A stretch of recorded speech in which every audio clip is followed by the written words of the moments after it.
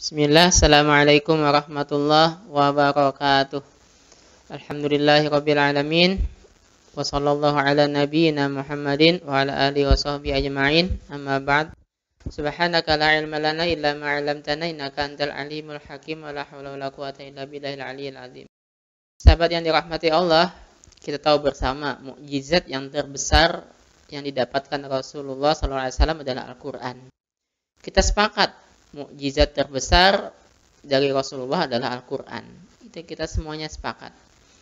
Nah, yang kedua mukjizat terbesar beliau adalah Isra dan Mi'raj. Yang ketiga, terbelahnya bulan yang terjadi ketika beliau masih di kota Mekah. Dan ini bisa dibuktikan sampai ke zaman sekarang ini kan ya. NASA sudah meneliti ternyata di bulan ada garis di tengahnya yang garis rata atau garis pas di tengah-tengah bulan itu yang rata, membelah bulan, membuktikan bahwa bulan pernah terbelah di suatu masa. Tentunya adalah di masa Rasulullah SAW, dan banyak sekali riwayat hadis yang menceritakan terbelahnya bulan ini. Ini 3 mukjizat terbesar Rasulullah SAW. Nah sahabat, kenapa Al-Quran ini dinamakan atau dinobatkan sebagai mukjizat terbesar Rasulullah SAW? Padahal kalau dari segi nalar logika kita, kayaknya mukjizat terbesar itu adalah terbelahnya bulan. Kenapa terbelahnya bulan menurut logika akal kita mukjizat terbesar? Ya, itu sangat amazing kan ya. Sangat luar biasa. Bulan yang di atas sana, yang jauh di atas sana, yang begitu besarnya itu. Kemudian Rasulullah SAW sholat, minta, kemudian Allah membelah bulan karena permintaan kaumnya. Maka Allah belah bulan itu, yang sampai turun ke bumi bulan. Maka amazing sekali.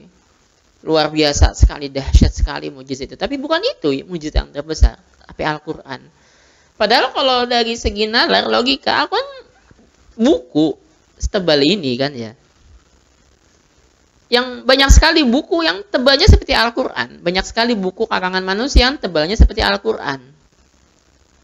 Bahkan ada banyak yang jauh lebih tebal daripada Al-Quran. Bahkan ada yang sampai bisa ditumpuk sampai setinggi manusia, buku karangan satu orang.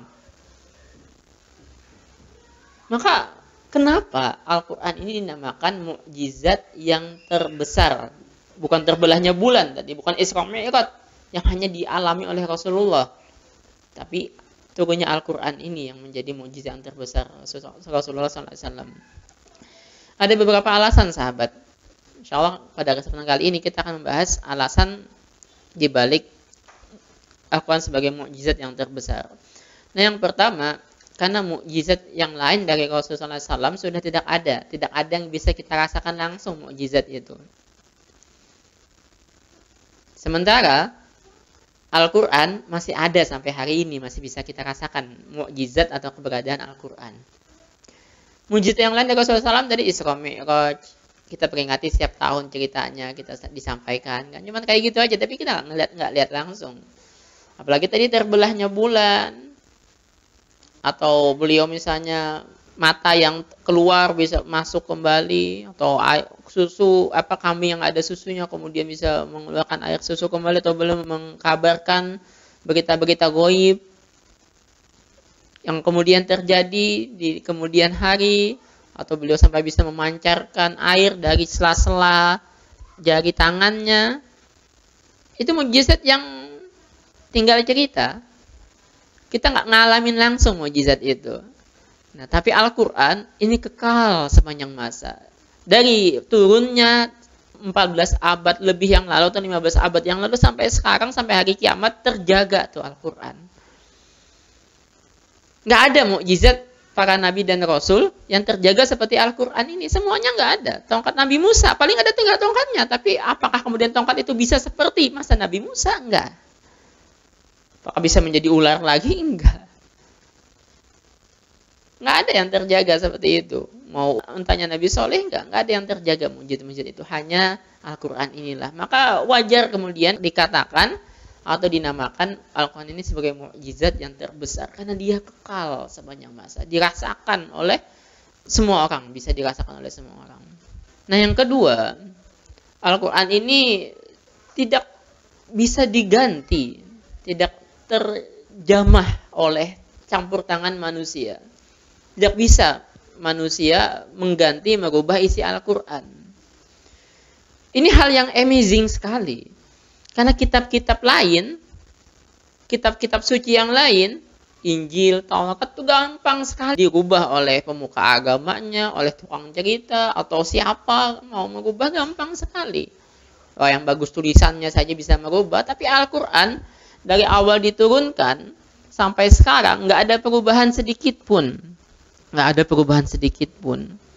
Maka ini membuktikan ini memang mukjizat yang terbesar, karena lebih besar daripada mukjizat lain yang didapatkan oleh para nabi dan rasul lain yang turun kitab-kitab itu, Injil, Taurat, apalagi Zabur yang memang sudah hilang. Dan Al-Quran bisa terjaga dari hari diturunkan sampai hari ini, sampai hari kiamat sekalipun. Ini jaminan dari Allah. Surat Al-Hijr ayat 9. Inna nahnu nazzalna dzikra wa inna lahu lahafidun. Sungguh kamilah yang menurunkan az-zikr, Al-Quran, dan sungguh kamilah yang menjaga Al-Quran itu.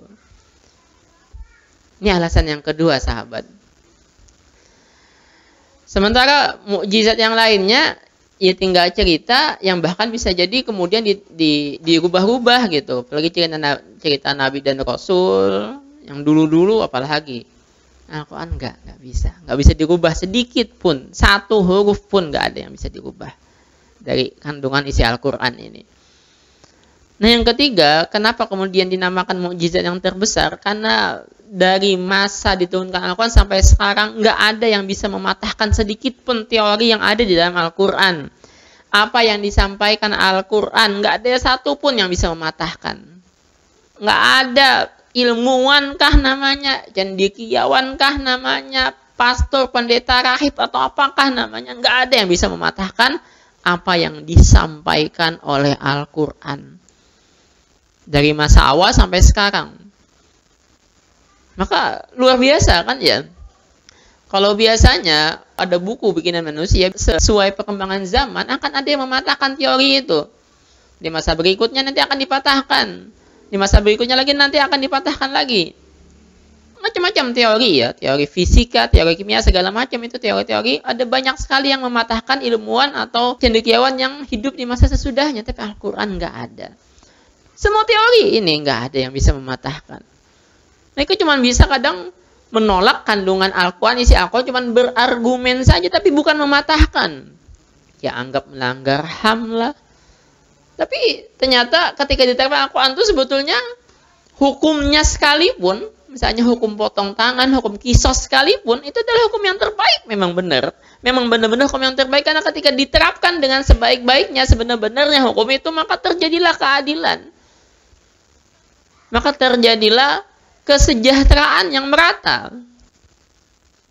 Mereka hanya berdasar logikanya saja, mengatakan nggak manusiawi lah, melanggar HAM segala macam. Tapi mereka nggak bisa membuktikan seandainya diterapkan itu apakah akan terjadi kekacauan. Nggak bisa membuktikan. Karena ternyata ketika diterapkan di masa Khulafaur Rasyidin dan masa-masa sesudahnya, terjadi keamanan dan kesejahteraan di dalam kaum muslimin. Ketika kandungan diterapkan secara utuh. Maka sahabat, apapun bahkan teori tentang alam semesta sekalipun, bahkan di masa-masa saat ini yang ada malah terbukti teori dalam melakukan itu tentang penciptaan manusia di dalam janin, yang saat itu belum ada alat USG, ternyata setelah ada USG sekarang bisa dibuktikan apa yang disampaikan Al-Quran itu semuanya benar, semuanya tepat. Tentang langit yang mengembang, wassama bainaina bi aidi wa inna lamusi'un, ternyata benar semuanya. Marajal bahraini yataqiyan bainahuma barzakhul la yabriyan, benar juga semuanya ternyata. Nggak ada yang keliru, nggak ada yang salah sedikit pun. Ini membuktikan memang Al-Quran ini mukjizat yang luar biasa sekali memang, yang bisa dibuktikan oleh semua orang kebenarannya, yang bisa dilihat oleh semua orang kebenarannya. Maka wajar Al-Quran dinamakan sebagai mukjizat yang terbesar sepanjang masa, bukan hanya untuk Rasulullah, tapi untuk semua umat atau untuk semua nabi dan rasul. Demikian sahabat yang dapat saya sampaikan. Insyaallah nanti kita sambung lagi beberapa poin di pertemuan berikutnya tentang kenapa Al-Quran ini dinamakan sebagai mukjizat yang terbesar. Salah khilaf saya minta maaf. Subhanakallahumma bihamdik asyhadu an la ilaha illa anta astaghfiruka wa atubu ilaik. Wabillahi taufiq wal hidayah. Wassalamualaikum warahmatullahi wabarakatuh.